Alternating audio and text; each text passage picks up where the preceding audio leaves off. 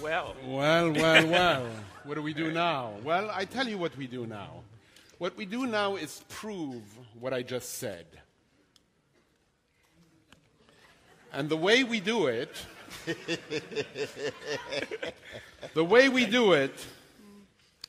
is by reading a passage. When I was a kid, my parents had like 1 million records stacked to the ceiling in metal crates. They both loved music so much. When they did break up and get a divorce, sorting the records out was probably the biggest deal. If it was hot in the 70s, you write later, my parents had it.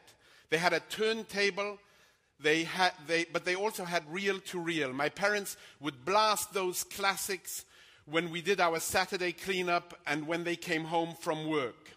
I loved all that music, but Michael Jackson more than anyone.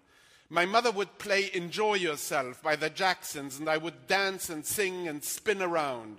I'd make my sisters my backup singers. I remember those early days and the time that shaped my musical vocabulary. I remember that music making me feel good, bringing my family together, and more importantly, being a common passion that my parents shared. The songs carried in them the tension and energy of the era. The 70s were a strange time, especially in Black America. The music was beautiful in part because it was keeping a kind of torch lit in dark times. And finally, I feel like we rappers, DJ, producers were able to smuggle some of the magic of that dying civilization out in our music and use it to build a new world. We were kids without fathers, so we found our fathers on wax and on streets and in history, and in a way that was a gift. We got to pick and choose the ancestors who would inspire the world we were going to make for ourselves.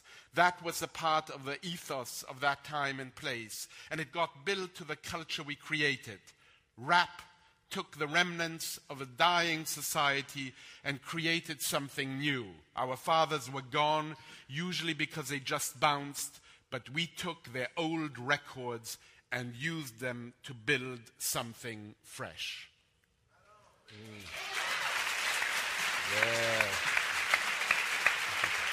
Yeah. You made that sound really good. Well, you know, I needed I especially like you saying bounced.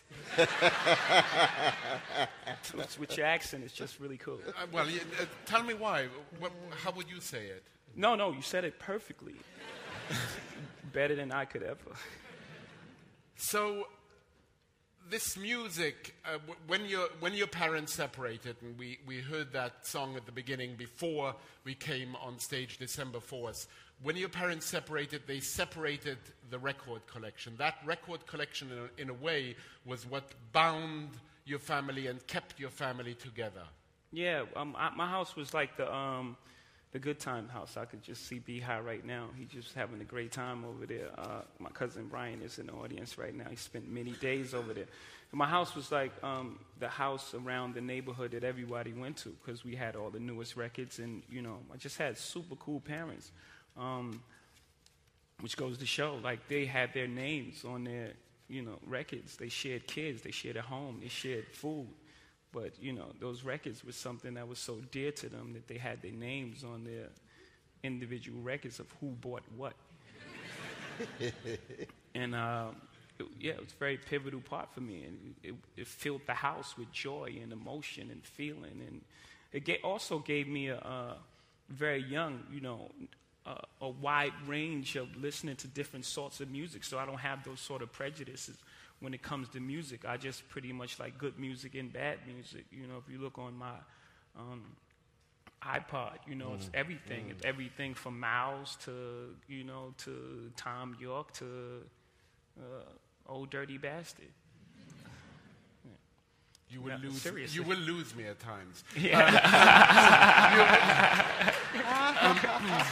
I approach part of this. I have to tell you with a no. I'm telling you. I approach part of this with the euphoria of ignorance. And that is in That's part, how we approach life. yeah, and I have to tell you, that is what was so striking about your memoir, Decoded, is it just, Jay-Z, I just was not ready to be bowled over the way I am. Partly because I grew up, listening to various versions of the Magic Flute. Yeah. So our childhood is somewhat different. A little bit. And so I grew up with, is Vilma Lip the best? Right. And the reason I know about... You will lose me at times. Yeah.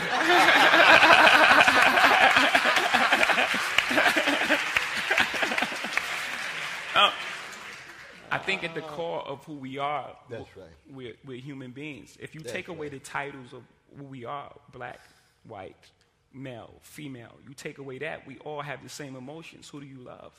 You love your mother.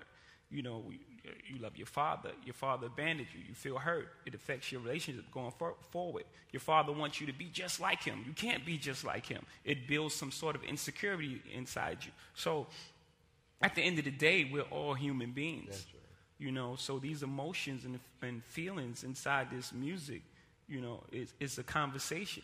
And just like you said, this book was necessary for me because it had that conversation with